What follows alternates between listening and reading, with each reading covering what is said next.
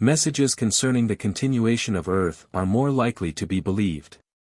BD number 7040, February 11, 1958. You will only be able to work within a small circle at first, for the world is still far stronger than you and will push you aside if you want to come to the forefront.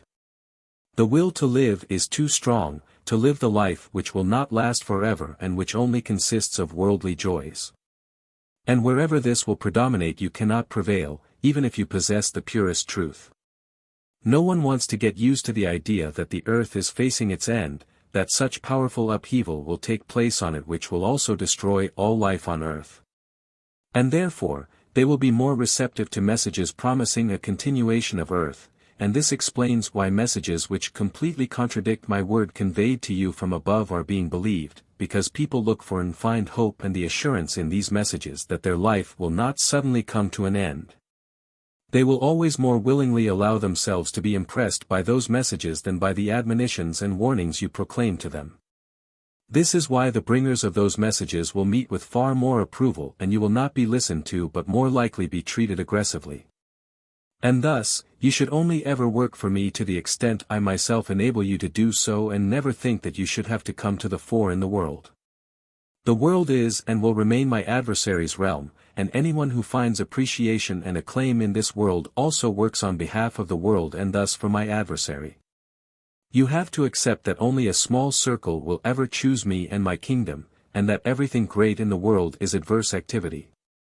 Admittedly, my word conveyed to you by me shall be spread, and I bless those who support this work, and my blessing will also rest on your spiritual activity, so that the hearts of willing people will feel affected and thus spiritual success will also be achieved.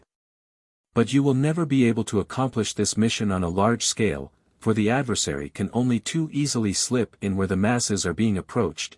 They will never be like-minded where it concerns the receipt of the pure truth, but they will usually agree if worldly favorable aspects are offered to them.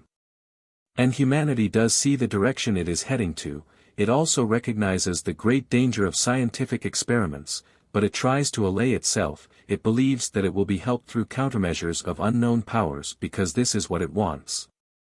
And by doing so it can't see clearly anymore. It allows itself to be misled and thus gets caught up in the nets of lies by the one who wants anything apart from that a light should shine for humanity to find and take the way to me.